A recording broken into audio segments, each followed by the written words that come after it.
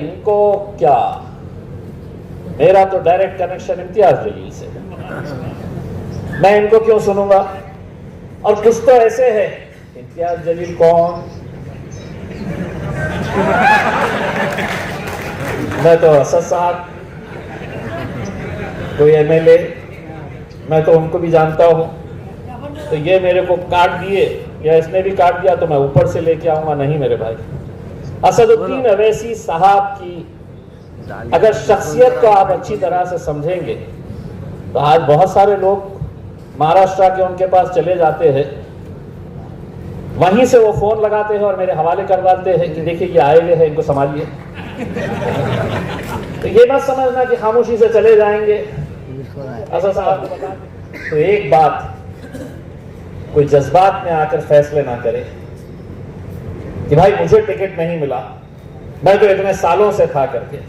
मजलिस जब औरंगाबाद के अंदर आई थी, यकीन मानिए मेरे से पहले बहुत सारे ऐसे दीवाने थे जिन्होंने मजलिस का झंडा थामे हुए थे। इम्तियाज जलील तो पैराशूट से उतर कर आया, असदुद्दीन अवैसी साहब ने यह फैसला किया कि इम्तियाज जलील को टिकट देना है, लेकिन अल्हम्दुलिल्लाह यहाँ के वो नौजवान जो मजलिस का झंडा पकड़े हुए थे, उसमें बहुत सारे यहाँ पर मौजूद हैं, बहुत सारे लोगों ने वो मेहनत और मशक्कत की थी, लेकिन असदुद्दीन अवैसी साहब का जब फैसला आया तो उन्होंने सबने उसके ऊपर लब्बैक कहा। ये जब इलेक्शन आते हैं महानगर पालिका का खास तौर से, तो सबसे ज्यादा अगर कोई टेंशन में रहता है, सबसे ज्यादा अगर कोई किसी की नींद हराम होती है तो वो इम्तियाज जलील से ये होती है कि हम बहुत सारे रिश्ते बनाते हैं, लेकिन इलेक्शन का जब वक्त आता है, मैंने मेरे इलेक्शन के वक्त में एक नज्म सुनाई थी कि आहिस्ता चले जिंदगी, कई कर्ज चुकाना बाकी है, तो उसमें एक मिसरा था, कुछ रिश्ते बन के टूट गए, कुछ बनते बनते छूट गए।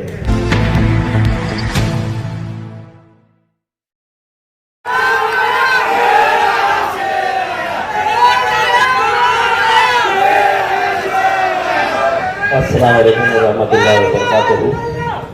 मजलिस इत्तेहादुल मुस्लिमीन के हमारी एग्जीक्यूटिव कमेटी के तमाम जिम्मेदारान, समीर साजिद बिल्डर साहब, यूसुफ पुंजानी साहब, अंजार भाई, शफीउल्लाह खाजी साहब, सैयद मोइन साहब, नासिर सिद्दीकी साहब, और कौन बचा, गोवंडी के अतीक भाई, सैयद पठान साहब।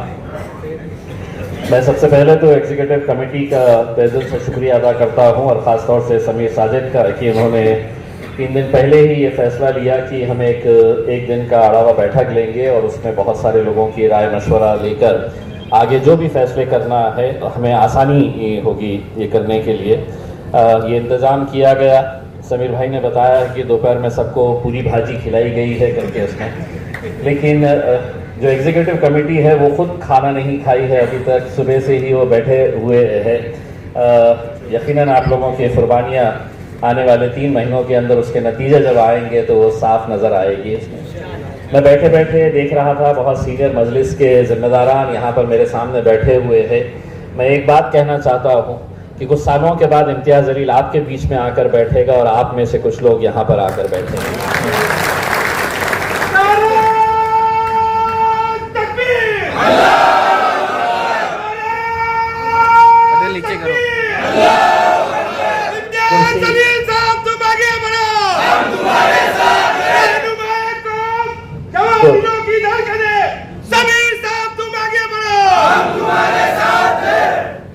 कुर्सी हमेशा किसी की भी परमानेंट नहीं होती है, कुर्सियां आते जाते रहती है उसमें।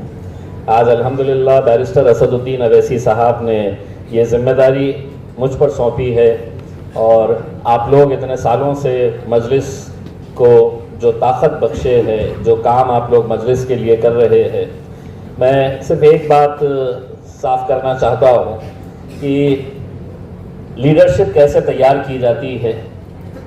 हर सियासी पार्टी के अंदर आपको अपना एक लीडर तैयार करना होता है। मुझे खुशी है कि इतने सारे लीडर्स अल्हम्दुलिल्लाह इम्तियाज जलील ने पैदा किया है, और यही लोग अब आप लोगों के अंदर बहुत सारे लीडर्स पैदा करने की कोशिश कर रहे हैं। और इंशाअल्लाह अल्लाह हमें उसमें कामयाबी नसीब करेगा। आने वाले वक्त के अंदर आप लोग जैसा जानते हैं और हमने कई मरतबा ये ऐलान किया है कि हम तमाम जितने भी इलेक्शंस है वो इलेक्शंस हम लड़ेंगे। यूसुफ भाई ने जैसा कहा है कि ग्रामीण इलाके के अंदर जिस जमात के बारे में कहा जाता था ये हैदराबाद तक की जमात है, ये सिर्फ औरंगाबाद में एक सीट जीती है या बाइकल्ला के अंदर एक सीट जीती है, मालेगांव में धुलिया में एक सीट जीती है करके, आज मैं इतना यकीन के साथ कह सकता हूँ कि महाराष्ट्र के छोटे से छोटे गांव तक मजलिस इत्तेहादुल मुस्लिमीन पहुँच चुकी है। और ये उस वक्त हमें एहसास होता है जब हम किसी ज़िले के दौरे के ऊपर निकलते हैं और छोटे छोटे गांव के अंदर वहाँ पर 100-100, 200-200, 500 बच्चे खड़े हुए होते हैं। और मैंने कई मरतबा ऐसा देखा है कि घंटों वो बच्चे इस इंतज़ार के अंदर रहते हैं कि हमारा अपना लीडर आने वाला है करके। ये लीडर कभी कोई और हुआ करते थे, हमारे बच्चे किसी और के लिए इंतज़ार किया करते थे उसमें, तब उनके दिल में इतनी खुशी नहीं होती थी। अब वो दिल से इंतज़ार करते हैं क्योंकि उनका अपना एक भाई आने वाला रहता है, उनका अपना एक बेटा, उनका एक अपना दोस्त आने वाला रहता है।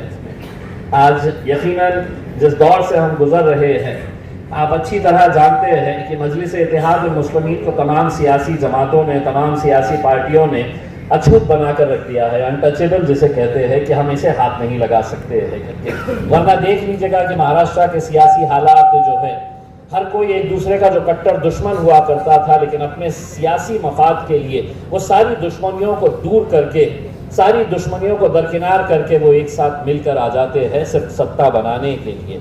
लेकिन अगर किसी को दूर रखना चाहते हैं तो वो मजलिस इत्तेहादुल मुस्लिमीन को, उसका जिंदा अगर मिसाल अगर मैं आपको बताऊं कि बिहार का इलेक्शन, हमने जब बिहार के पिछले 5 साल पहले जब हम इलेक्शन के लिए वहाँ पर प्रचार करने के लिए गए थे, इन मेहनतों से सभी लोगों ने, उसमें से आप लोगों का भी योगदान था कि आप लोगों ने भी वहाँ पर आकर प्रचार किया, जमकर मेहनत की, और नतीजा ये हुआ कि हम वहाँ पर 5 सीटें जीते। उसके बाद जो भी हुआ खैर आप सभी लोग जानते हैं। लेकिन इस बार जब मजलिस इत्तेहादुल मुस्लिमीन दोबारा बिहार के अंदर इलेक्शन लड़ना चाह रही, तो हम जो 5 सीटें जीते हुए थे वो 5 के साथ हम सिर्फ एक एक्स्ट्रा सीट मांग रहे थे। हमने 6 सीट मांगे, लिख कर दिए हमारे अख्तरुल ईमान साहब ने। हमारे वहाँ के जिम्मेदारों ने पत्रकार परिषद के अंदर ये ऐलान किया कि हमें भारतीय जनता पार्टी को अगर इस मुल्क में हराना है तो हमें सभी जितने भी पार्टियां हैं सबको एक साथ मिलकर आने की जरूरत है। उनका पैगाम ये था कि हम सभी एक साथ मिलकर आ जाएंगे, लेकिन हम मजलिस को साथ में लेकर नहीं आएंगे। यानी कि इसका मतलब ये है कि हमें इनका वोट चाहिए लेकिन इनकी लीडरशिप नहीं चाहिए। हमें इनकी जरूरत तो बहुत है, लेकिन हम असदुद्दीन अवैसी साहब को हमारी सफ़ों के अंदर हम बिठाएंगे नहीं करके। उसमें 6 सीटें, सिर्फ 6 सीटें मांगी गई थी। लेकिन आरजेडी के तेजस्वी यादव ने कहा कि अगर आपको बीजेपी से इतनी ही नफरत है तो आप इलेक्शन ही ना लड़े। इस तरह का सुझाव हमको दिया गया, उस पार्टी को जिसने 5 सीटें जीत कर आई थी बिहार के अंदर। अब इंशाअल्लाह हम जा रहे हैं और बिहार के अंदर दिखाएंगे कि अब मजलिस की ताकत वहां पर कितनी बड़ी है। तुम हमारे एमएलएस को खरीद सकते हैं, खरीद लिए थे, लेकिन आज उनकी भी हालत देख लीजिएगा कि जिसके भरोसे के ऊपर वो गए थे उनको टिकट ही नहीं मिला है। सियासत ही उनकी खत्म हो गई है। इसीलिए जब आप लोगों को देखता हूं तो एक बात, कोई जज्बात में आकर फैसले ना करे कि भाई मुझे टिकट नहीं मिला, मैं तो इतने सालों से था करके। मजलिस जब औरंगाबाद के अंदर आई थी, यकीन मानिए मेरे से पहले बहुत सारे ऐसे दीवाने थे जिन्होंने मजलिस का झंडा थामे हुए थे। इम्तियाज जलील तो पैराशूट से उतर कर आया। असदुद्दीन अवैसी साहब ने यह फैसला किया कि इम्तियाज जलील को टिकट देना है, लेकिन अल्हम्दुलिल्लाह यहाँ के वो नौजवान जो मजलिस का झंडा पकड़े हुए थे, उसमें बहुत सारे यहाँ पर मौजूद हैं। बहुत सारे लोगों ने वो मेहनत और मशक्कत की थी, लेकिन असदुद्दीन अवैसी साहब का जब फैसला आया तो उन्होंने सबने उसके ऊपर लब्बैक कहा। ये जब इलेक्शन आते हैं महानगर पालिका का खास तौर से, तो सबसे ज्यादा अगर कोई टेंशन में रहता है, सबसे ज्यादा अगर कोई किसी की नींद हराम होती है तो वो इम्तियाज जलील की होती है।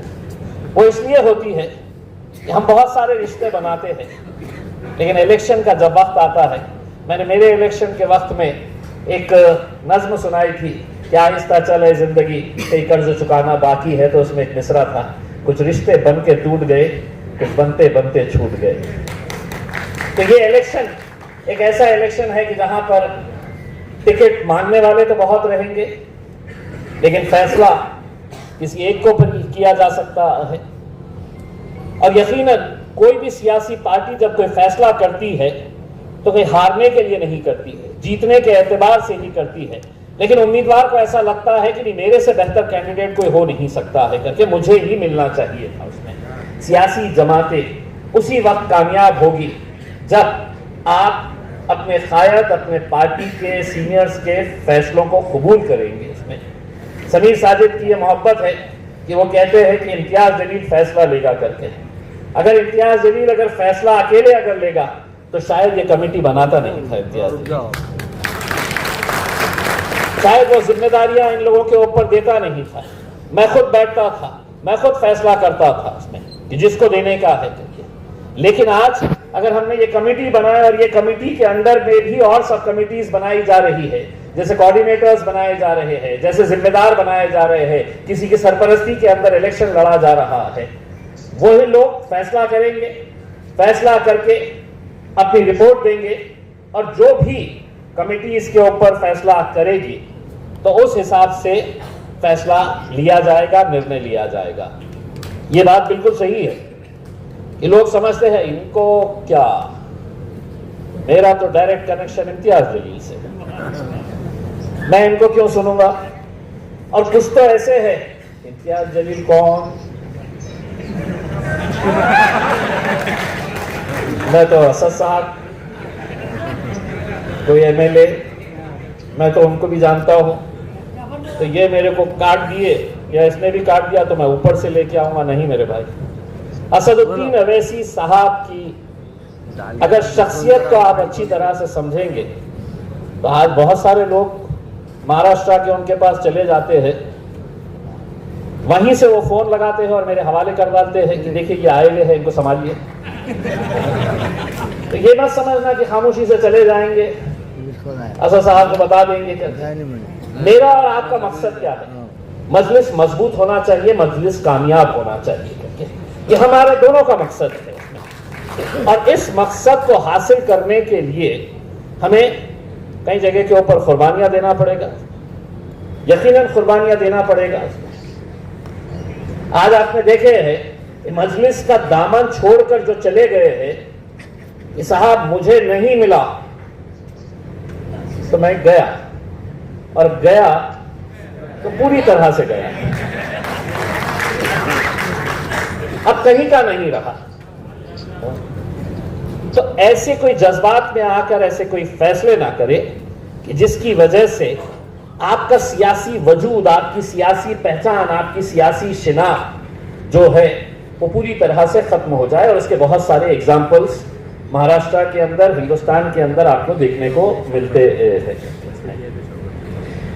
पंचायत समिति का इलेक्शन हो, जिला परिषद का हो, नगर अध्यक्ष का, नगर पालिका का, महानगर पालिका का, ये अगले 3 महीने ही है जो हम इन 3 महीनों के अंदर अगर सही तरीके से अगर मेहनत कर ले तो मैं असद साहब को इतना तो यकीन दिलाया हूं कि साहब शायद आपको भी यकीन नहीं होगा, लेकिन इस बार महाराष्ट्र के अंदर जो मजलिस के नतीजे आएंगे वो आपको भी चौंका देंगे।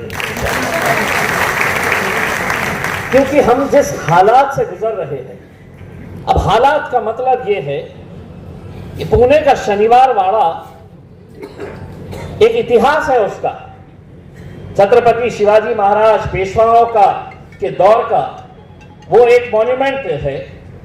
वहां पर अगर कोई लॉन के अंदर, हरियाली के अंदर कोई घूमने के लिए बच्चों के साथ आती है हमारी बहनें, नमाज का वक्त हुआ वो वहां पे अगर बैठ के 2 मिनट के अंदर अगर अपनी नमाज पढ़ लेती है तो उसको किस तरीके से बड़ा मुद्दा बनाया जा रहा है। और हम कड़े शब्दों में इस बात की निंदा करते हैं कि वो नमाज पढ़ने वाली हमारी बहनों के ऊपर FIR रजिस्टर किया कि आपने उस शनिवार वाड़ा के अंदर आपने नमाज पढ़े है करके। अरे हमने नमाज अगर पढ़े हैं तो तुमने इस बात से उन बहनों से सीख लेना चाहिए कि देखिए वो आई थी घूमने के लिए, लेकिन अल्लाह की तरफ से आजान जब निकली वहां पर तो वो वहीं पर बैठ के नमाज पढ़ने लगे। ये मेरे खायब बैरिस्टर असदुद्दीन अवैसी साहब ने, चाहे वो फ्लाइट में हो, जलसे के अंदर जा रहे हो, लेकिन उन्होंने वहां पर नमाज पढ़ ली और केस रजिस्टर हो गया। तो आज हर रोज जब आपको गालियां दी जा रही है, हर रोज आप सोशल मीडिया के ऊपर ये देख रहे हैं कि किस तरीके से आपको निशाना बनाया जा रहा है, किस तरीके से आपके घरों के ऊपर बुलडोजर चलाया जा रहा है, एफआईआर रजिस्टर किए जा रहे हैं, इसके लिए कौन उठ रहा है, कौन जवाब दे रहा है? आज हमें खुशी है कि अहमदनगर के हमारे बहुत मजबूत 4 नौजवान जो मजलिस के साथ जुड़े हैं और उनके साथ हजारों ऐसे लोग मजलिस के साथ जुड़े हैं, क्या हम सुनने के लिए पैदा हुए हैं कि तुम कुछ भी बोलेंगे हम सुनते रहेंगे करके उसमें। तो आज अल्हम्दुलिल्लाह आप लोगों की ताकत है कि जिसकी वजह से हम खड़े रह रहे हैं और डटकर उनका मुकाबला कर रहे हैं और बोल भी रहे हैं उनके खिलाफ। इसलिए बोल रहे हैं कि आप हमारे साथ खड़े हुए हैं करके। और हम वहां की पुलिस को भी बोल रहे हैं कि हम सुनने के लिए नहीं है। हम बार बार अगर कानून, अगर तुम ये समझ रहे हैं कि कानून उनके लिए अलग है, हमारे लिए अलग कानून है करके, तो तुम लगाओ जलसा उनका, लगाओ सभा उनकी और देने दे उन्हें हमें गालियां। उसके बाद हमारी सभा लगेगी और हमारी जबान कैसी है ये भी हम दिखा देंगे आपको। केस अगर उन पे नहीं होगा तो हम पे भी नहीं होगा, और अगर हमारे ऊपर होगा तो उनके ऊपर भी होगा। ये बोलने की हिम्मत आज के इस दौर के अंदर अगर कोई दिखा रहा है तो वो सिर्फ मजलिस इत्तेहादुल मुस्लिमीन दिखा रहे हैं। और अगर हम ऐसे ही सियासी तौर के ऊपर अगर हम बढ़ गए, कहां जा रहे हैं मुसलमान? तो साहब नहीं, अजीत दादा भगवान का रूप हासिल कर लिए हैं, जैसा दादा के साथ ऐसी इतनी सी भी फोटो अगर आ गई तो बस। गुस्ताखे रसूल सिर्फ वो महाराज नहीं है, गुस्ताखे रसूल इस महाराष्ट्र सरकार का उप मुख्यमंत्री एकनाथ शिंदे भी है, जो जाकर वहां पर उनकी तारीफ करता है। और मुसलमान वाह, नहीं मेरा नेता शिवसेना भगवे झंडे लगाकर, मफलरा लगाकर घूम रहे हैं। इसमें सियासत अपनी जगह के ऊपर मेरे भाई, लेकिन अगर तुम्हारा ईमान ही पुख्ता ना हो तो तुम जिंदगी में कभी तरक्की नहीं कर सकोगे। सिर्फ गुलामगिरी, सिर्फ गुलामी करने की तुम्हारी आदत हो जाएगी करके। और ऐसे माहौल के अंदर मजलिस इत्तेहादुल मुस्लिमीन पूरी ताकत के साथ खड़ी हुई है उसमें। मैं एक बात, ये बहुत सारे लोग ये कहते हैं कि साहब वो टिकट का सौदा कर रहा है, बेचने वाला है, बेच रहा है। 1 रुपया भी अगर किसी ने मांगा तो आपके पास मेरा नंबर है। कोई दुकानदारी धंधा नहीं चलने वाला है इलेक्शन के वक्त में, कोई दुकानदारी। हमने बहुत तजुर्बे के साथ ये फैसले लिए हैं। हाँ, यकीनन हमारे वसीम साहब हम एक वेबसाइट तैयार कर रहे हैं, एक हमारी मेंबरशिप का ऑनलाइन प्रोसीजर हम तैयार कर रहे हैं। इंशाल्लाह अगले 8-10 दिन के अंदर वो तैयार हो जाएगा। आप लोग मजलिस के हैं, लेकिन आपका रजिस्ट्रेशन हमारे पास नहीं है। हमें महाराष्ट्र के अंदर देखना है कि कितने हमारे मेंबर्स हैं। तो बस आपको मोबाइल के जरिए स्कैन करना होगा। वो स्कैन करके आप अपना पूरा फॉर्म भर देंगे, उसमें आपको पूरी डिटेल्स देकर जो भी मेंबरशिप फीस पार्टी तय करती है, 10 रुपये, 15 रुपये, 20 रुपये, 25 रुपये, जो भी फैसला करती है वो आपको ऑनलाइन डालना है, ताकि हमारे पास भी ये रिकॉर्ड रहे।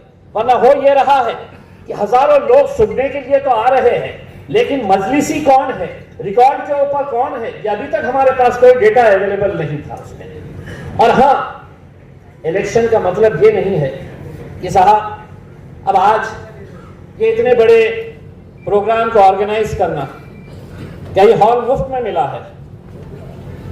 क्या आज जो खाने पीने का इंतजाम किया गया है कि ये मुफ्त में?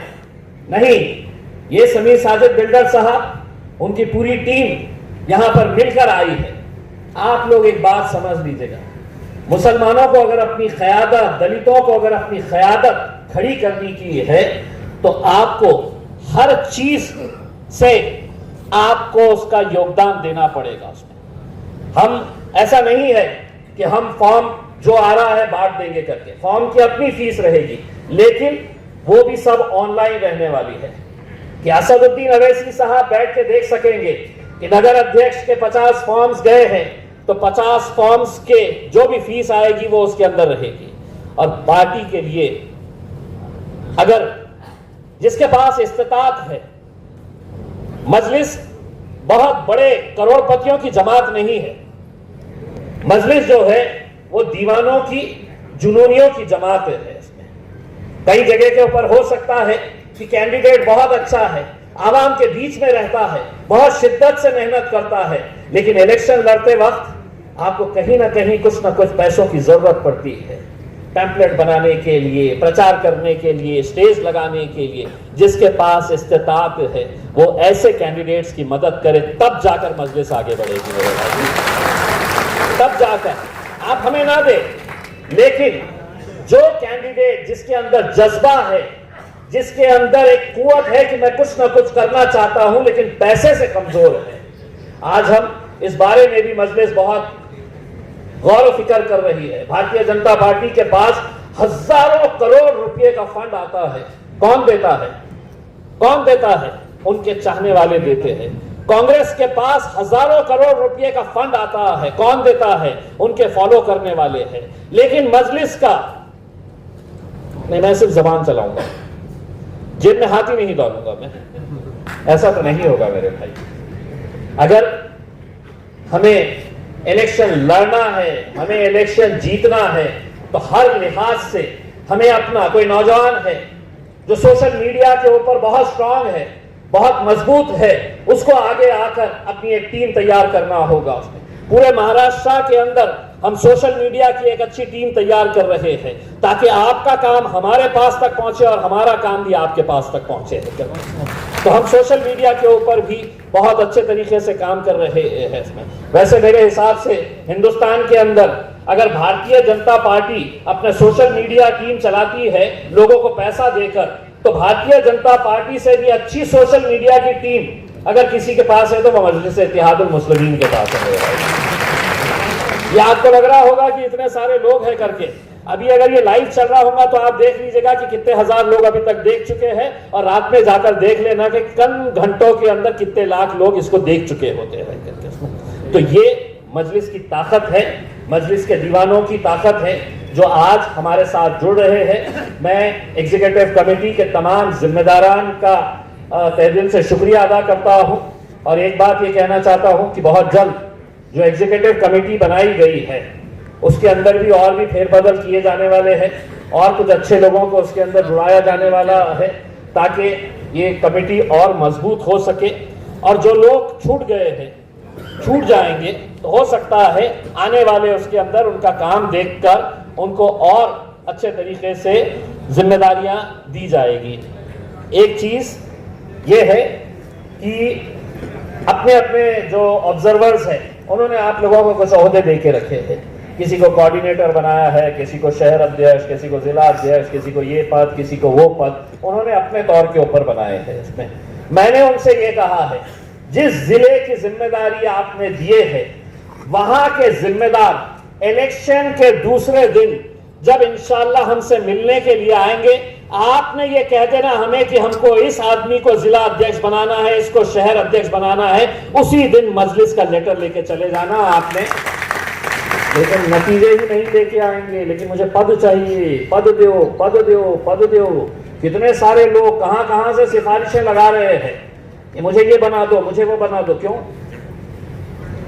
क्या आज यहां पर हमने पूरी बॉडी अगर बर्खास्त करे है तो क्या मजलिस नहीं चल रही है? मुझे पद देंगे तो ही मैं काम करूंगा, ऐसा नहीं होगा मेरे भाई। आप पद के हकदार हैं। मैं तो आपको यह कह रहा हूं कि इम्तियाज जलील, आपने ये दुआ करना, मैं ये दुआ करूंगा कि इंशाअल्लाह कुछ सालों के बाद मैं आपके बीच में आके बैठूं और कोई ना कोई यहां पर महाराष्ट्र के सदर की हैसियत से यहां पर आकर बैठे। ये जज्बे के साथ अगर हम सब मिलकर काम करेंगे इंशाल्लाह मजलिस आगे बढ़ेगी।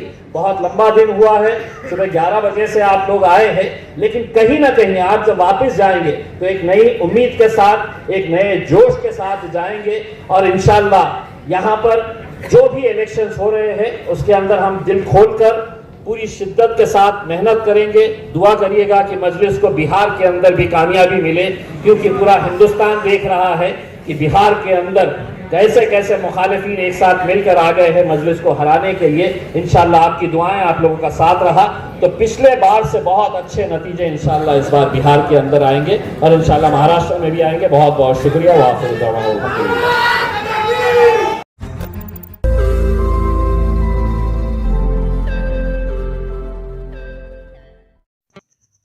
रोज नई खबरों को देखने के लिए हमारे औरंगाबाद समाचार चैनल को सब्सक्राइब कीजिए और नोटिफिकेशन पाने के लिए हमारे बेल आइकन को दबाइए ताकि हर खबर की नोटिफिकेशन आपको मिलती रहे।